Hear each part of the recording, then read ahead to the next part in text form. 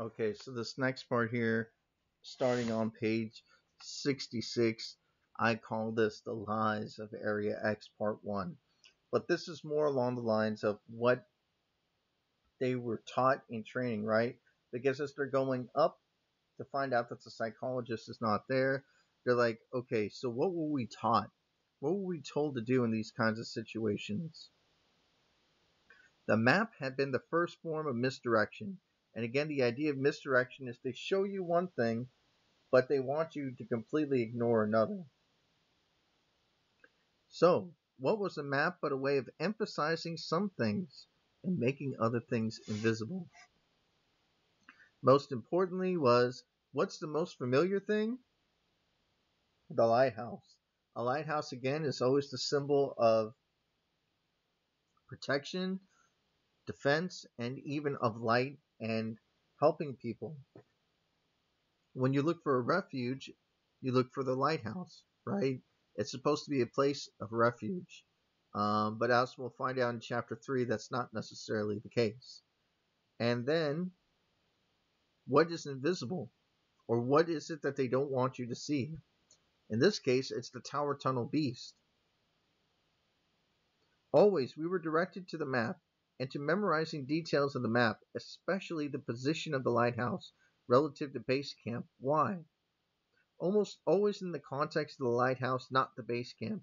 In other words, we became so comfortable with that map, with the dimensions of it, and the thought of what it contained, that it stopped us from asking why or even what. Why this stretch of coast? What might lie inside the lighthouse? Why was the camp set back into the forest, far from the lighthouse but fairly close to the tower, which of course did not exist on the map? And had the base camp always been there? What lay beyond the map? Now that I knew to the extent of the hypnotic suggestion that had been used on us, I realized that the focus on the map might have been itself an embedded one. In other words, here's what we want you to know. Focus this, learn it, and trust me. This is the only things that you need to know. What they don't say are all the little nuances in between them. That if we did not ask questions, it was because we were programmed not to ask questions. So all the training that they did was literally psychological conditioning. And that's when they became familiar with and understanding of the sort of nuances of what's going on. They were literally manipulated in their mind to never ask these kinds of questions. That the lighthouse, representative or actual, might have been a subconscious trigger for a hypnotic suggestion. Interesting. So she's saying every time that she mentions the lighthouse, instantly a trigger of safety goes on inside their heads. And it might have been the epicenter of whatever happened and spread out to become Area X. Boy, she is very observant. If you ever read the third book, you find out a lot more about that. My briefing on the ecology of that place had had a similar blinkered focus. I had spent most of my time becoming familiar with the natural transitional ecosystems, with the flora and fauna, cross-pollination, and while this was somewhat useful, it had meant to be solely to distract. Then the ecology research had been meant, after all, to truly prepare me. It meant they knew about the tower, perhaps had always known about the tower. From there my suspicions grew. They took away our names in the second month, stripped them from us. Notice that she didn't say that they just took their names or stopped calling them. No, they stripped them as if it were taken from them, that the power now belongs to Area X and not to them as people. The only names apply to things in Area X, and only in terms of the most general label. They don't call it the Southern Reach or Area X Lighthouse. It's just the lighthouse. And instead of calling it the ocean of blah blah blah or the sea or the refuge of, they call it the coast, the marsh. So very generalized terms. Again, what they're trying to do is, if these are trigger words, the more generalized it is, you start to understand it and it becomes easily programmable in their minds. Okay. By the time we were ready to cross the border, we knew everything and we knew nothing. So that's the first part of the lies. And then the psychologist goes missing on page 68. So why did she leave? Is it because of the anthropologist? And remember, she was at the top, filled with all the power in the world. Why would she leave? And that's when they say, oh my God, something was wrong. And then they start to argue with each other, right? Because there's only two people left. And on page 69, we finally hear the word uncanny used in this book again. You must understand how I felt then, how the surveyor must have felt.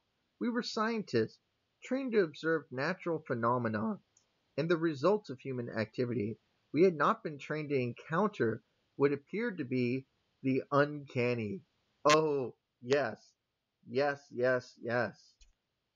Unfortunately, this would not be a good thing to requote because it kind of explains itself, right? That this is definitely the uncanny. So if you want to talk about the uncanny, talk about the creatures that they encounter, which occur later on, especially in chapters 3, chapters 4, and chapter 5. Those are a little bit easier to use, and you could write a lot more about them. So she realizes now this is not just going to be about simple ecology, simple lands. No, this is going to be something that is so alien. It is so familiar yet unfamiliar. It's going to be scary, unnerving, and not good. And again, they try to distract themselves by trying to do science, right? They're trying to follow the protocol to look under a microscope. And on page 71, the tissue sample from the hand-shaped creature resisted any interpretation. And that was strange, but told me nothing. So it's getting her nowhere, and she's getting really, really mad, right? It's frustrating. You're a psychologist. You've gotten a PhD in this. You know that there should be something. And when there's nothing there, it's just so sort of self-defeating. Okay. And then she talks about what happens the next day. And then she realizes that now she's going to have to decide, much to the anger and much of the frustration of the surveyor, whether or not they want to go back into the tunnel tower or if they want to go to the lighthouse. But at night, here it is, on page 76, towards the top. Then through a darkness I saw it, a flicker of orange light, just a touch of illumination too far up in the sky. This puzzled me until I realized it must originate with the lighthouse. And now she realizes that she's going to have to go to the lighthouse because that's probably where the psychologist is. The question is, can she convince the surveyor to go with her? And for some reason, before she does that, she misdirects. So as much as she's been talking about people misdirecting her, she misdirects us as readers by talking about her last night with her husband.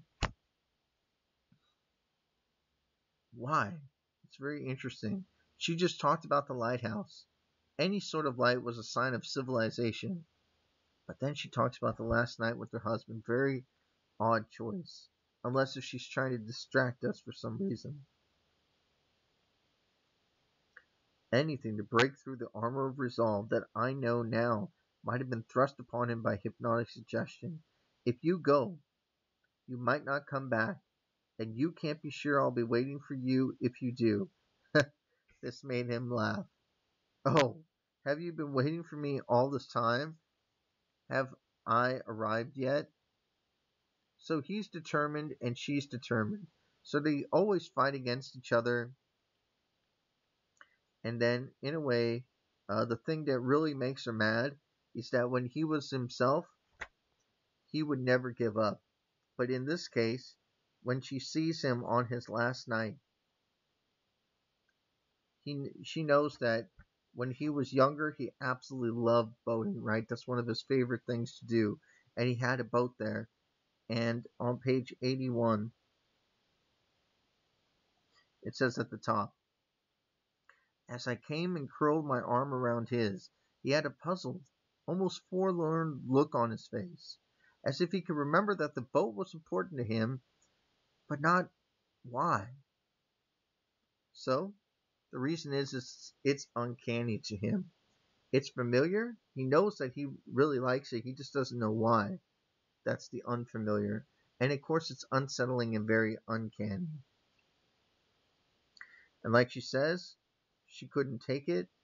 And that's when she calls the people to take him away. And it's very interesting that she continues the idea of the uncanny on page 82 towards the bottom. The trees are not trees, the birds are not birds, and I am not me, but just something that has been walking for a very long time. Wait a minute. I don't think this is. Oh, sorry about that. This is her husband. She says, I remember mostly the repetitious sadness in his words. Okay, sorry. So this is her husband talking. I am walking forever on the path, from the border to base camp. It is taking a long time, and I know it will take even longer to get back. There is no one with me. I am all by myself. The trees are not trees. The birds are not birds. And I am not me, but just something that has been walking for a very long time. Wait a minute. What? Does that even make sense? It's very, he's giving two very contrasted images, right? How can trees not be trees? Well, as we're starting to see, trees back at home are not the same thing as trees in Area X. Birds in Area X are not the same as birds across the border. Who you were then and who you are now are two different people.